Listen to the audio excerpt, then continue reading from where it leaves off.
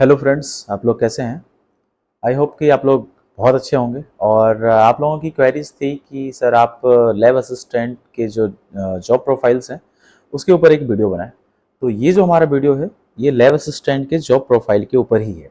ठीक है, तो सबसे पहले आपको मैं बता देना चाहता हूँ, जो लैब असिस्टेंट जो अभी पैरामेडिकल की जो वैकेंसी आई आरआरबी पैरामेडिकल की, उसके थ्रू इनकी ज्वाइनिंग होती है। उसमें सिर्फ एक रिटन एग्जामिनेशन होता है, उसके बाद आपके डॉक्यूमेंट वेरिफिकेशन होंगे, मेडिकल होंगे, और उसके बाद आपकी ज्वाइनिंग होगी।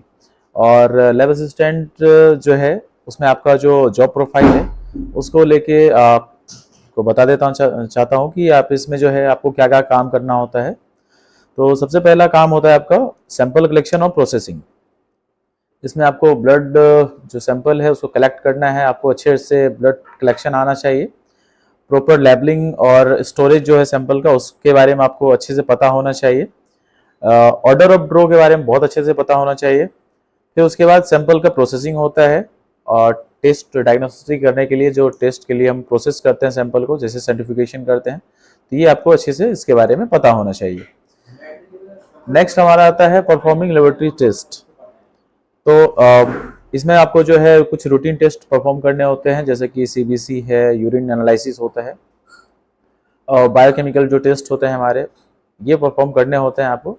तो आप यदि आप कभी भी किसी लैब में यदि आप काम कर रहे होते हैं तो आपको ये बेसिक नॉलेज आपको ज़रूर होता है आपके पास, ये आप कर पाओगे। सीबीसी आप यदि ऑटोमेटेड एनालाइजर पे आपने काम किया होगा तो 5 पार्ट्स या 3 पार्ट्स एनालाइजर आपने ज़रूर देखे होंगे, तो उस पर आप अच्छे से यहाँ परफॉर्म कर पाओगे, तो कोई परेशानी नहीं होगी। नेक्स्ट आता है इक्विपमेंट के मैनेजमेंट का, उसको मेंटेनेंस कैसे करते हैं, तो उसमें क्लीनिंग और कैलिब्रेशन मस्ट है।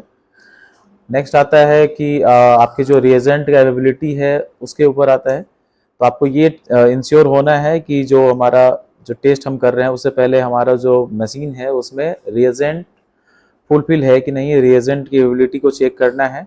और टाइम टू टाइम आपको मशीन को कैलिब्रेट करना है। यदि आपको लगता है रिपोर्ट जो है वो सही नहीं आ रहा है तो आपको उसको कैलिब्रेट करना है। तो आपको कैलिब्रेशन का नॉलेज होना चाहिए कि कैलिब्रेशन हम लोग कैसे करते हैं, कैलिब्रेट कब करते हैं। टाइम टू टाइम आपको कैलिब्रेट करना है। आपको मेंटेनेंस में जो है आपको मेंटेनेंस करना है। जो भी आपको इरवा पैथ या इरवा नॉर्म्स का इस्तेमाल कर सकते हैं, और बहुत सारे आप आते हैं, कैलिब्रेटर आते हैं, उसके हेल्प से आप मशीन को कैलिब्रेट कर सकते हैं टाइम टू टाइम। और एक जो सबसे जो ज़रूरी चीज़ है वो है हमारा रिपोर्ट का रिकॉर्ड, उसको हम लोग मेंटेन करते हैं। ठीक है, साथ में रिपोर्टिंग करना। तो मेंटेनिंग पेशेंट टेस्ट रिपोर्ट्स, ठीक है, जो भी टेस्ट के रिपोर्ट्स होंगे उसके रिकॉर्ड्स को आपको मेंटेन करना है। टाइम टू टाइम आप कितने टेस्ट कर रहे हो, सबको आपको एक रिकॉर्ड जो हमारा होता है, रिकॉर्ड बुक होता है, उसमें आपको रिकॉर्ड करते रहना होगा। ठीक है, साथ में आपको असिस्ट करना होगा, जो टेस्ट हम परफॉर्म करते हैं उसमें आपको असिस्ट करना होगा। ठीक है, जो भी आपके लैब के इंचार्ज होंगे, जो सुपरिटेंडेंट होंगे, उनके टेस्ट में आपको सहयोग करना है। वो जब टेस्ट करेंगे तो आपको उनका सहयोग करना है, और साथ में आपको सेफ्टी और हाइजीन का ख्याल रखना है। तो बस यही कुछ ऐसे काम है जो आपको लैब में, यदि आप लैब असिस्टेंट हो तो आपको इन सब कामों को यहाँ पे करने होंगे। ठीक है, बाद बाकी आपको जब आप नोटिफिकेशन आता है तो आपको इसके बारे में तो ज़रूर मालूम रहता है कि जब लैब असिस्टेंट बन रहे हो तो उसमें आपके बेसिक कितने होंगे। तो ये सब तो आप लोगों को पहले से ही पता है, तो इसमें हम टाइम आपका वेस्ट नहीं करेंगे। ठीक है, तो चलिए, आई होप आपको ज़रूर समझ में आ गया होगा कि जो लैब असिस्टेंट है इनका काम क्या होता है लेबोरेटरी में।